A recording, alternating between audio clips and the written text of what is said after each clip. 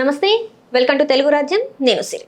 ఏపీలో కూటమి ప్రభుత్వం వచ్చిన తర్వాత, విజనరీ సీఎం వచ్చిన తర్వాత మరి అక్కడ అభివృద్ధి ఎంతవరకు ముందుకు సాగింది ఏంటనేది ఇప్పుడు ఒక చర్చనీయాంశమైంది. దాంట్లో బాగా చూసుకున్నట్టయితే రియల్ ఎస్టేట్ రంగం ఎలా ఉంది ఏంటి అనేది కూడా ఒక ప్రశ్నగా మారింది. సో దీని మీద స్పందించడానికి ఈరోజు మనతో పాటు ఉన్నారు ప్రముఖ రాజకీయ విశ్లేషకులు కేఎస్ ప్రసాద్ గారు. నమస్కారం సార్. నమస్తే అమ్మా. సార్, విజనరీ చంద్రబాబు నాయుడు గారు అంటేనే విజనరీ అని చెప్పేసి మాట్లాడుతూనే ఉంటారు.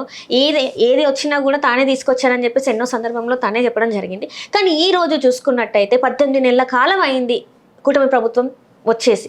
కానీ మరి అక్కడ అభివృద్ధి పనులు ఎలా ఉన్నాయి, రియల్ ఎస్టేట్ రంగం ఎట్లా ఉంది ఏంటి, అసలు రియల్ ఎస్టేట్ అనే కాదు అన్ని రంగాల్లో అసలు ఎలా ఉంది, అక్కడ పరిస్థితులు ఎలా ఉన్నాయి?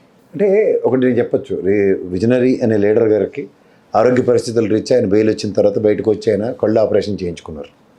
ఆ కళ్ళు ఆపరేషన్ చేయించుకున్న గౌరవ ముఖ్యమంత్రి గారికి విజనరీలో కొంచెం బ్లర్ వచ్చిందేమో అని నాకు డౌట్గా ఉంది. ఎందుకంటే సీరియస్గా చెప్తున్నా, అపార అనుభవం ఉన్న చంద్రబాబు నాయుడు గారు పరిపాలన ఇదా అని 100 మంది ముక్కు మీద వేలేసుకుంటున్నారు. ఏంది ఇదే అని క్లియర్గా చెప్తాను. ఆయన విజనరీ లీడర్ అని ఆయన చెప్పుకోవడం కాదు, మనం అనాలి. ఎందుకంటే ఇప్పుడు ఉదాహరణకి రుషికొండ ప్యాలెస్ జగన్మోహన్ రెడ్డి భారతమ్మ కోసం కట్టడి ఈ అరికథలన్నీ ఇని ఎలక్షన్ అయిపోయిన తర్వాత వాళ్ళే చెప్పిన తర్వాత ఆయనకున్న విజనరీలో ఫ్రమ్ ద డే 1 నుంచి ఫలకనామా ప్యాలెస్కి ధీటుగా, లేదంటే మన జరిగిన సిఏఏ సమిట్కి ఇది ఒక వేదికగా, లేదంటే బెస్ట్ యూటిలైజేషన్కి మారుపేరైన చంద్రబాబు గారుగా అభివర్ణించబడితే ఆయన విజనరీ లీడర్ అంటే నేను ఒప్పుకుంటాను.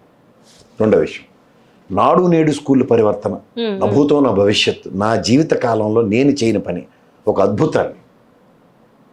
నీకు చిన్న ఎగ్జాంపుల్ చెప్తాను. రాజశేఖర రెడ్డి గారి టైంలో ఒక 2 జడ్పీ చైర్మన్లు ఉండేవారు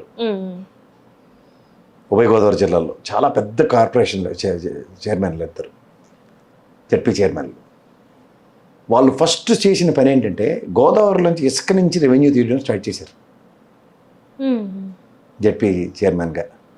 ఆ రెవెన్యూతో ఫస్ట్ రాజశేఖర రెడ్డి గారి టైంలోనే స్కూళ్ళు ఇంప్రూవ్ చేయండి. అప్పటిదాకా బెంచ్లు అవి ఉండేవి కాదు చిన్నప్పుడు స్కూల్ కింద కూర్చోవడం, అక్కడి నుంచి బెంచ్లు వేయడం, లేదంటే స్కూల్ కొన్ని పరికరాలతో స్కూల్ స్టార్ట్ చేయడం అనేది కాన్సెప్ట్ మొదలైంది. ఇది ఒకటి నాకు కారుమూరి నాగేశ్వరరావు గారు ఒక ఆయన, ఇంకొక ఆయన ఏమో బుచ్చేశ్వర గారి మీద ఓడిపోయిన ఆయన పేరు నాకు జ్ఞాపకం చెప్తాను పేరు.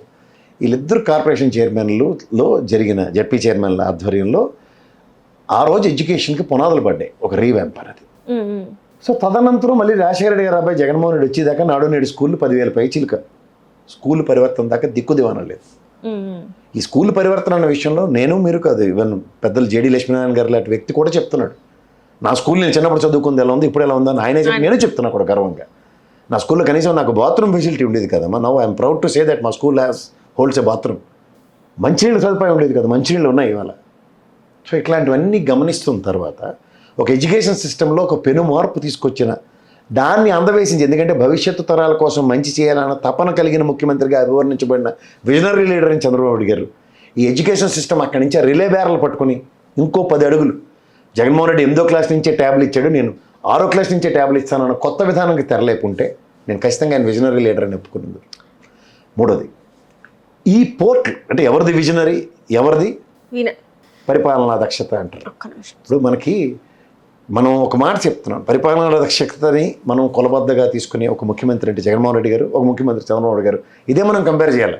మిగిలిన వెనక్కి ముందుకెళ్ళి తవ్వుకుని నాకు అనవసరం నీకు అనవసరం. ఒక 5 ఏళ్ల పరిపాలన సౌలభ్యాన్ని సుగమం చేసిన తర్వాత మీరు దాన్ని ముందుకు పరిగెట్టించడానికి వచ్చిన కష్టం ఏంటి? ఉదాహరణకి పోర్ట్లు ఒక విస్తృత స్థాయిలో మచిలీపట్నం పోర్టు, గ్రామాయపట్నం పోర్టు, ఇవన్నీ జరుగుతున్న పనులకి ఇంకొక తట్టడి మట్టేసే కార్యక్రమానికి మీ ప్రభుత్వం నుంచి ఒక విజన్, ఒక బడ్జెట్ అలొకేషన్స్ ఏదైనా కనబడిందా? ఇది ఎక్కడ కనబడకుండా మీరు విజనరీ అంటే ఎట్లా సార్? మూడోది, అంటే నేను ఇన్ఫ్రాస్ట్రక్చర్ ప్రాస్పెక్ట్లో చెప్తున్నాను. ఒక ఫిషింగ్ హార్బర్లు, ఫిష్ ల్యాండింగ్ సెంటర్లు, దావోస్ లాంటి దగ్గరికి వెళ్ళి ప్రైడ్గాను గొప్పగా చెప్పుకొని వచ్చిన మీరు దాని మీద మీరు అలొకేషన్స్తో ఒక ఎంఫసైజ్ చేస్తూ ముందుకు తీసుకెళ్లే కార్యక్రమం అంటే మీతో కానీ ఇంకోటితో చేస్తే మీకు ఓవరాల్ ఎంతను ఇంకా చిన్నపిల్లల మనస్తత్వమే కనబడుతుంటే అనవసరంగా బాలకృష్ణ అంటారు చిన్నపిల్లడు బాలయ్య బాబు అని కాదు, మిమ్మల్ని అనాలి చంద్రబాబు అని వేరే ఉంది కాబట్టి. బాలకృష్ణ గారికి ప్రొడ్యూసర్ వాళ్ళు పెట్టిన బాబు కానీ మీరైతే ఒరిజినల్గా చంద్రబాబు గారే కదా. అంటే ఇక్కడ వాళ్ళు చెప్పేది ఏంటంటే ఈ గడిచిన 5 సంవత్సరాలు అంటే గత 5 సంవత్సరాలు విధ్వంసమే చేశారు చెప్తుంది అదే. ఇప్పుడు నీకు చేతకంద అవతల విధ్వంసం అంటే అసలు ఎట్లా అంటే స్కూల్ మీరు నాడు నేడు స్కూల్ది అంటున్నారు, ఆ నాడు నేడుదే అసలు ఏం జరగలేదని చెప్పేసి వాళ్ళే మాట్లాడుతున్నారు. అదే స్కూల్లో కూర్చున్నాయి కదా వీళ్ళు. అబ్- ఇప్పుడు నేను అంటుంది పవన్ కళ్యాణ్ గారు వెళ్ళి ఇదేంటిది నేను ఏదైనా నారాయణ చైతన్య కాలేజ్కి వచ్చానా ఏంటిది అన్న ఆయన అబ్బూరపడ్డాడు.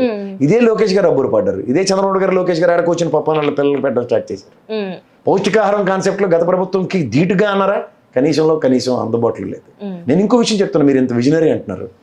అన్నా క్యాంటీన్ల మీద ఎంత ఎంఫసైజ్ చేసి మంచి పబ్లిసిటీ ఇచ్చుకుంటారు. 175 నియోజకవర్గంలో మీరు కనీసం 200 క్యాంటీన్లు పెట్టారు. ఇప్పటికి నియోజకవర్గం ఇంకోటి పెట్టారు అనుకో. పైపచ్చి మీరు దగ్గర 4 కోట్లు రిలీజ్ చేశారు ఒక 4 అన్నా క్యాంటీన్లకి, అగ్రిగేట్ని ₹1 కోటి. ఇదే 90 లక్షల రూపాయలతో ఒక ఆర్బీకే సెంటర్, ఒక సచివాలయం, ఒక నాడు నేడు స్కూల్ పరివర్తన, ఇంకోటేమో విలేజ్ క్లినిక్, 4 పక్కా బిల్డింగ్లు కట్టి చూపించిన జగన్మోహన్ రెడ్డి ఖర్చు 95 లక్షలు. నేను ఎవరితో డిబేట్ చేయడానికి సిద్ధంగా ఉన్నా. మీరు అగ్రిగేట్ ₹1 కట్టిన అన్నా క్యాంటీన్ వెసస్ ఇది అన్న దగ్గర 13,000 పైచీలకు జరిగిన ఆర్బీకే సెంటర్లు, సచివాలయ వ్యవస్థలు, 10,000 పైచీలకు నాడు నేడు స్కూళ్ళు, ఇవన్నీ కనబట్టలేదా? ఎవరు విజనరీ మీరే చెప్పండి, ఎవరు విధ్వంసం? అంటే అంటే ఇన్ఫ్రాస్ట్రక్చర్ ప్రాస్పెక్ట్లో మాట్లాడుతున్నారు.